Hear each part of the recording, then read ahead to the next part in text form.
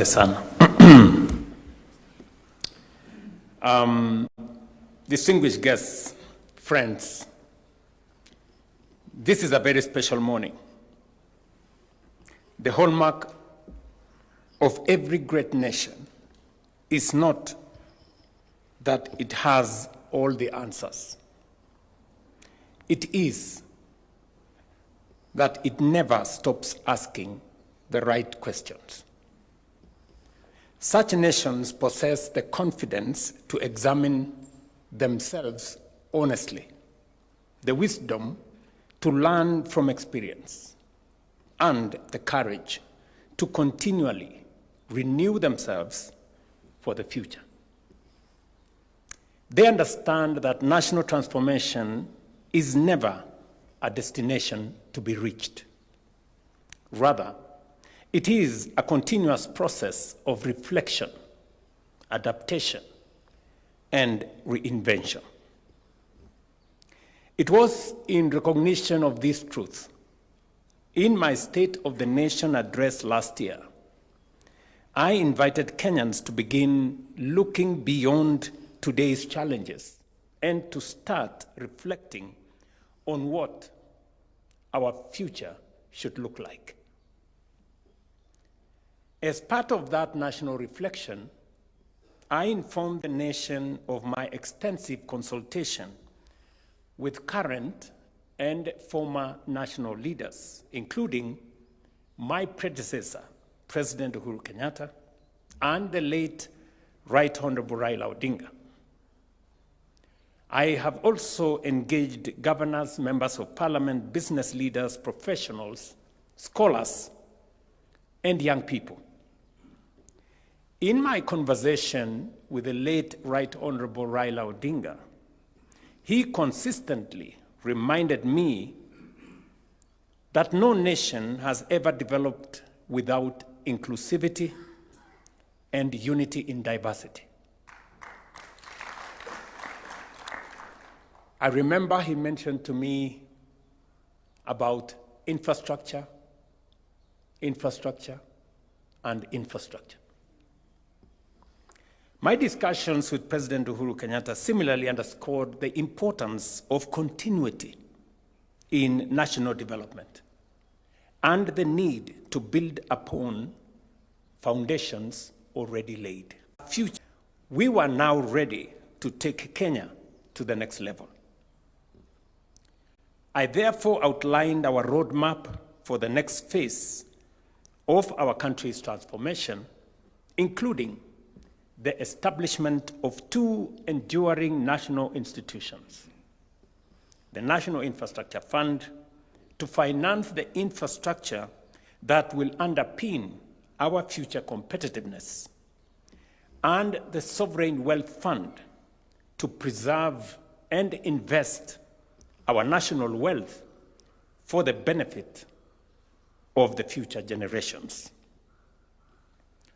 I am pleased that since then, we have moved from commitment to implementation. The National Infrastructure Fund has now been established in law, its board appointed, and the institution's secretariat is underway. The Sovereign Wealth Fund has likewise been established in law and will now be operationalized, completing another important milestone in building the institutions that will support Kenya's long-term development. These institutions form part of a broader strategy that is already guiding Kenya's long-term transformation into a competitive first world country. But institutions alone do not build great nations. They must also be guided by great ideas. Following extensive consultations with many stakeholders, particularly with the former Prime Minister, and as part of our broader national reflection, I invited Professor Hiroyuki Hino, Professor Anyang', and their distinguished important questions, challenging our assumptions, broadening our thinking, and enriching our reflection on the choices that will shape Kenya's future. All these efforts are driven by one larger reality. For nearly 2 decades, Vision 2030 has provided our nation with a shared sense of direction. It has guided reforms, inspired investment, and shaped Kenya's development journey. But every nation and every national vision eventually reaches its sunset. As Vision 2030 approaches its conclusion, the responsibility now falls upon our generation to imagine what comes next. I have just had an opportunity to glance through this report. While I have much more to study and reflect upon, I am encouraged that many of the issues it raises speak to the strategic direction we have already begun pursuing. Far from beginning from scratch, the report builds upon foundations already being laid while offering thoughtful perspectives that can enrich Kenya's long-term transformation. These are ideas that deserve careful study, thoughtful reflection, and broad national engagement. Ladies and gentlemen, development cannot be a project of one administration, nor should every election require us to abandon one national vision and begin another. Professor has told us nations don't develop by accident. It has to be intentional, deliberate, planned. Nations that achieve lasting prosperity succeed because they sustain a common purpose across decades, even as administrations change. Kenya must cultivate that same discipline.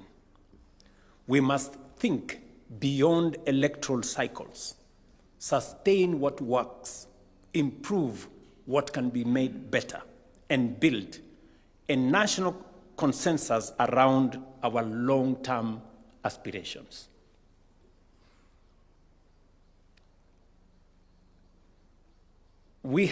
I have said that we have done so much to get our country's economy on the rails.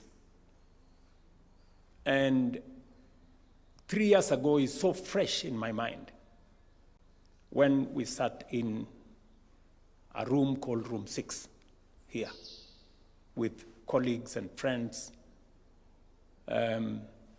including David and my Council of Advisors.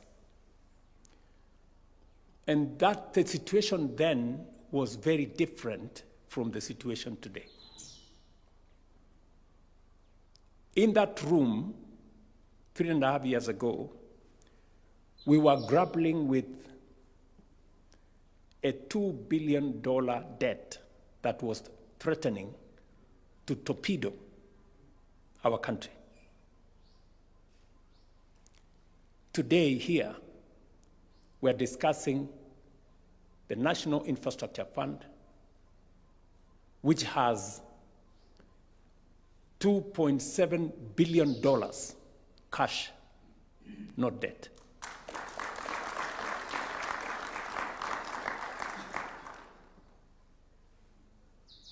That, in my opinion, is significant.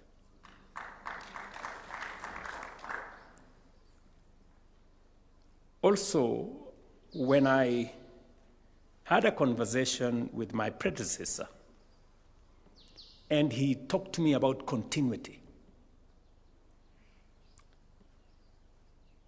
I remember when we prepared the Kenya Kwanza manifesto,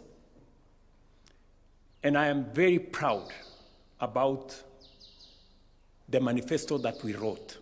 Sometimes I ask myself how we managed to write such a manifesto. And I want to thank my predecessor, President Uhuru Kenyatta. He gave me leave of absence for like 2 years.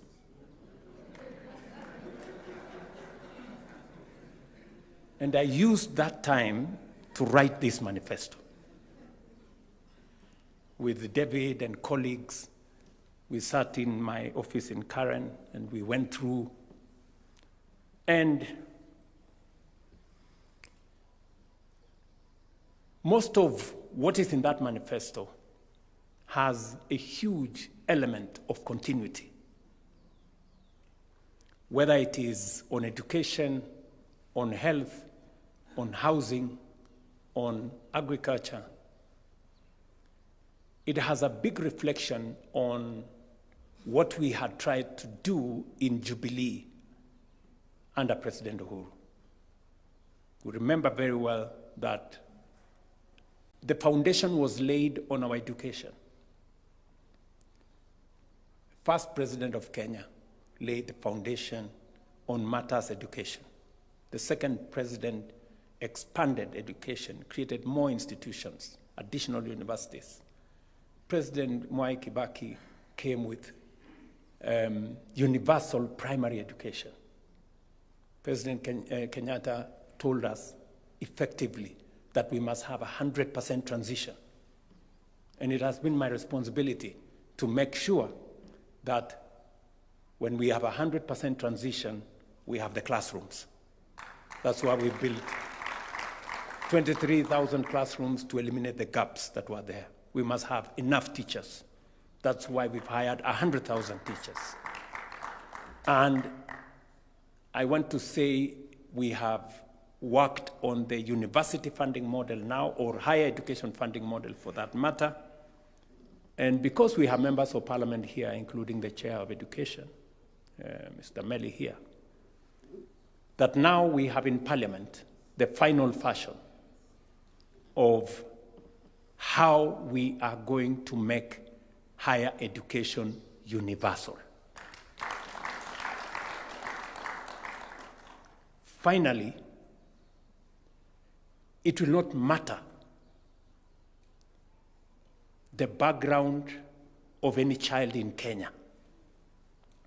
It will matter how good they are only. And going into the future, I know we have been trying to grapple with how do we fund our higher education in colleges, in our Kenya medical training centers, and in our universities. We tried the differentiated model. I think the vice chancellors here know it didn't work because it made most of our universities almost close down. Because while we promised 80% funding, we went down to 40%, and most universities suffered. We have worked on what we thought was equity, where we said parents will contribute a small portion, we will give a portion of loan, we will give a portion of scholarship. That creates equity, but it's not good enough. Now we are moving to universal under the amendments we have taken to Parliament. So going forward, any university, any student, so long as they have passed their exam and they have been placed in a college or a university, each one of them will get full funding for their higher education. It will be the choice of parents if they want to pay. But if parents don't want to pay, we now have a model that will pay for every child. And we are doing it because we want to be deliberate. Countries that are ahead of us, that we were together, had high quality education. Education was a central pillar my team tells me that education makes us equal and has no equal. Do you remember that phrase somewhere? That is where we are taking this. And I want to implore on Parliament to expedite the amendments to the Higher Education Laws Board so that beginning September, we can make sure that any child, because we have incidences, for example, where a child from an underprivileged family who qualifies to do medicine fails to do medicine because their parents cannot afford to pay the household contribution and have to change to go and do a different course. We want to stop that. We want to make sure that if a child qualifies to do engineering or medicine, funding does not deter them from achieving their goal, that the government of Kenya must be able to support every child. And on and on.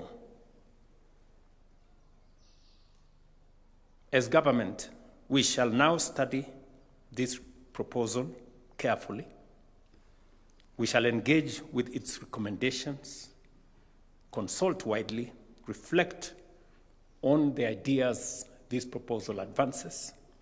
And once that process has been concluded, I will communicate the way forward as we shape Kenya's next long-term national vision. And as we undertake that process, I also invite all the stakeholders represented here today to study this proposal carefully and engage constructively with the ideas it advances. I want to encourage you to carry this conversation into our universities, research institutions, businesses in our counties, chair of Council of Governors, professional associations, places of worship, and in our communities and villages. The next chapter of Kenya's development cannot be written by government. It must be shaped by the collective wisdom, experience, and participation of the Kenyan people. Today's ceremony, therefore, does not mark the end, but the beginning of a process. Let us approach this task with confidence, humility, and a shared purpose, determined to leave to the future generations not merely a stable economy, but a stronger nation. I have listened to the good professors who spoke here, and as I continue to listen to them and their perspectives and where we've come from and how many have borrowed ideas from us, used those ideas to do better than us, it calls upon us as a people now to imagine the future we are all looking towards and to do the things that will never again make us drop the ball. And I must speak specifically to the people sitting here and those outside here who are leaders. You know, the responsibility, friends. I know we have tried to give many explanations on why we haven't moved as we should or as we expected. The biggest challenge in my reflection is that leadership must play a very central role. Political leaders, business leaders, civil society leaders, professional leaders, all leaders, religious leaders, we must all bring our leadership to bear for us to move this country to the next level. And we must own up that it is us. And that is why I keep saying, I will lead from the front as much as is practically possible for me. I will not try to hide behind, maybe so-and-so, maybe this was not. Because what we have achieved today in the last 3 years has not been easy. I had many opportunities to back down and to say, okay, it's become difficult. The courts have decided. The people have said something different. Some groups have pushed back. But you see, together, we have moved. And I want to appreciate that Parliament has made a huge contribution. The courts have assisted us to create a better future. I remember on housing, for example, the court suggested to us that please go and do a proper law. And we went and did a proper law. So they have made a contribution towards where we are going. The people gave their views, and everybody has come together. And that is why we are implementing that process. So it takes leadership from across sectors for us to be able to move forward. You have said, Professor Kanyinga, that, we were better than China in 1981, 82, 83. I mean, that is so recent. Every one of us here was born by then, right? Just imagine that. That China was just a, country poorer than us. How many years ago? 30 years ago. Look at where they are. So when we say that this great country of ours can become a first world country in our generation, it is doable. Play your part, as Anyang Nyong'o told us. It is doable, play your part. Everybody must play their part. And we must believe in ourselves. We must believe. The challenge, that I come across with many people in leadership positions is that they have given up. They are just there, telling us how impossible things are, how others have tried and failed, how this has been tried and failed. So what the hell are you doing if you have no energy to move things to the next level? Please exit. Get out of the way. You're causing a jam. Honestly, if you have no energy to move anything anywhere, you're just a stumbling block. You are, So really, we must believe in ourselves, and we must believe in a greater Kenya than the one we have today. I am so persuaded about a first world country that is Kenya, that we must do everything and anything to get ourselves going. When Professor Kanyinga said how Kenya was better than many countries, we were better than this country, we were better than this country. I saw a report the other day, about, I think, a week ago, and I asked my gentleman there to Google it for me. Can you bring it? I want to read that thing. Yeah, this was just a report, I think, a few days ago. And the report says, just hold on, yeah, it says here, Kenya's stock market ranked among the world's best performing markets. This is 4 or 5 days ago, and this is the story.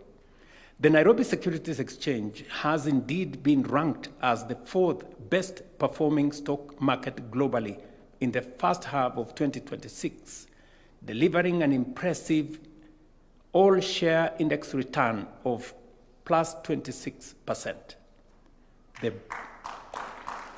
The bourse outperformed major international markets like the US Nasdaq, the UK FTSE 100, China's Shanghai Composite.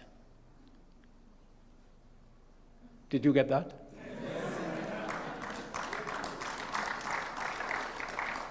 Yeah? This is not my report. You can go and Google it. Right? We outperformed the US Nasdaq, the UK's FTSE, the China's. This is not many years ago, Professor Kanyinga. This is last week. So we were doing well then. We have begun to do well again. Maybe I should read a bit of it. Just the primary catalyst fueling this historic rally include banking sector surge, strong corporate earnings, and renewed investor confidence that have given massive growth, with the banking index delivering exceptional returns. Top performing stocks, companies like Car and General, Kenya Airways, I&M Bank, posted staggering gains for investors, shifting to equity. Lower yields on government bonds, you know what that means, have sparked a localized shift towards equities, pushing the Nairobi Securities Exchange market capitalization to historic high of over 3.8 trillion. That is Kenya. So if any one of you had any doubt in the possibilities that this country can make, please start believing in your country.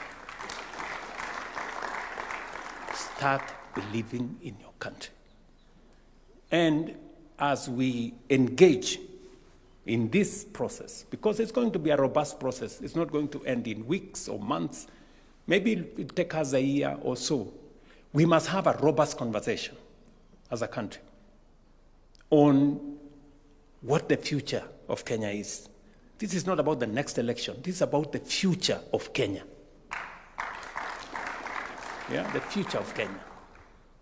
The next election will come and go, but we must focus, because whoever wins or loses the next election will be here. Nobody's going to leave the country. So we're going to be here, and the future of Kenya will matter to everybody, those who win and those who lose. Yeah? And so it is very important that we think about the future of our country. And finally, as we focus about that future, I have said we must believe in ourselves, we must believe in our country, and we must be patriotic. And as been said here, integrity must be the benchmark of our engagements. We must be honest, brutally honest with ourselves. I will give you an example.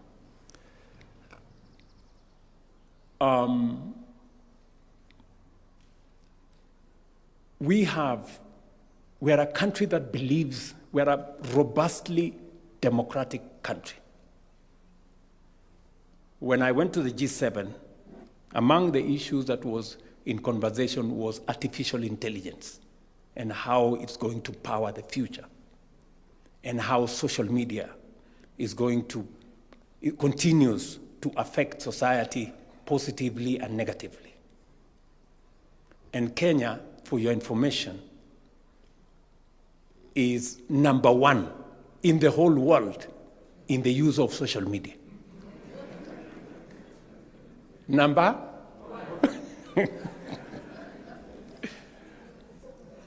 It is said that every Kenyan, or on average, Kenyans spend 4 hours and a few minutes every day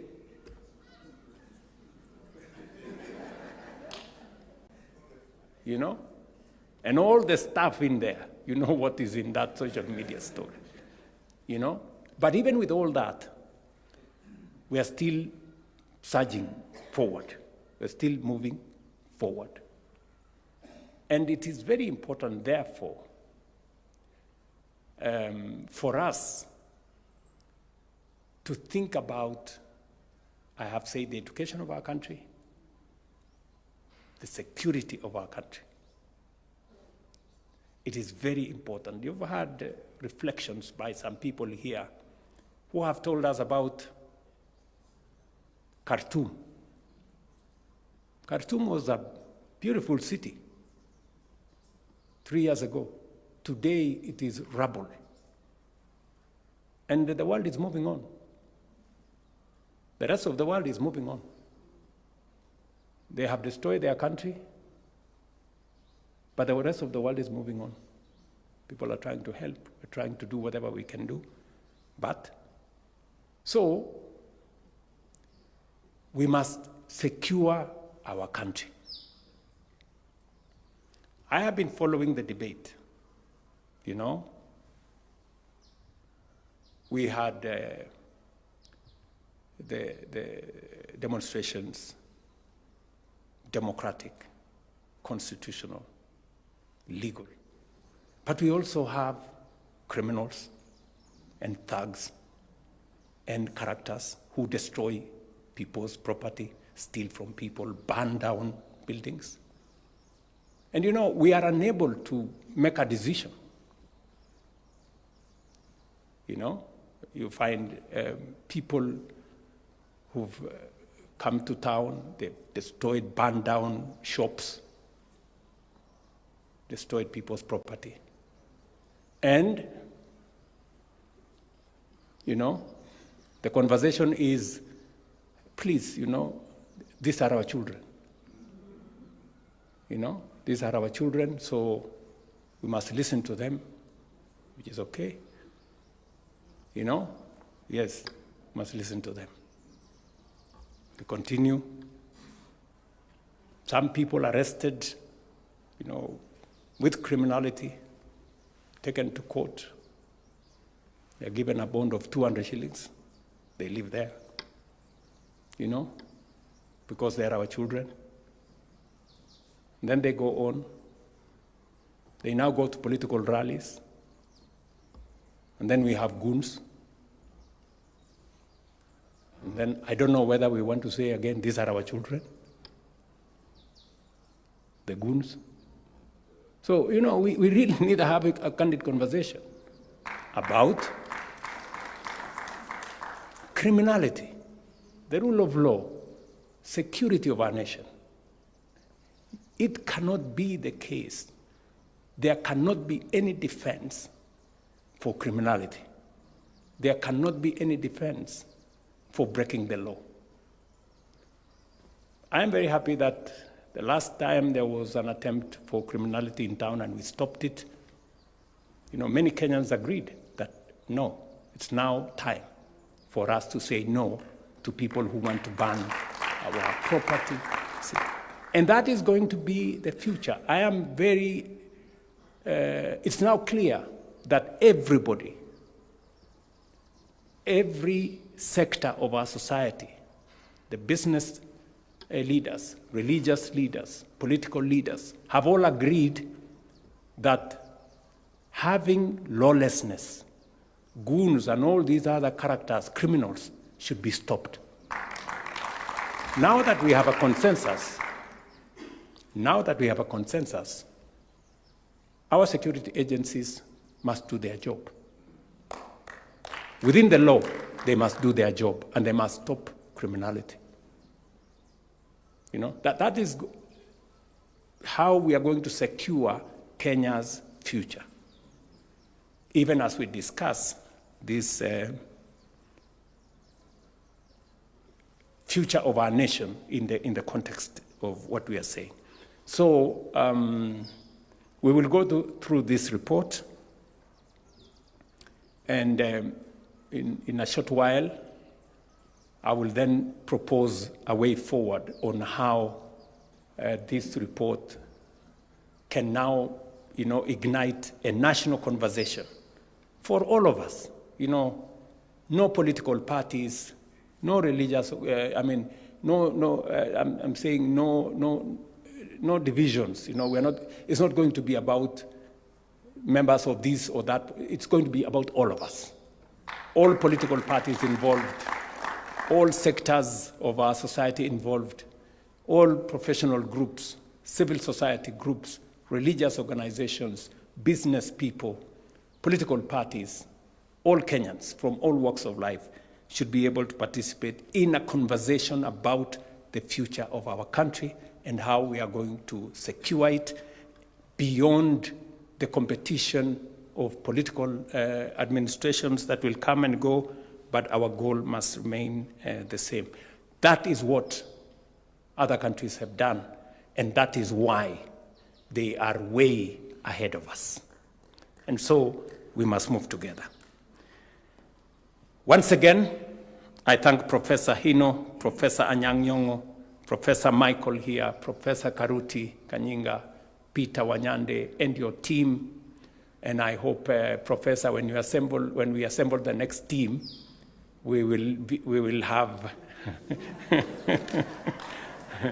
a more balanced, with young people on board, with women on board, with other professional groups on board, so that, and I'm sure that that will be the case as we go into the future.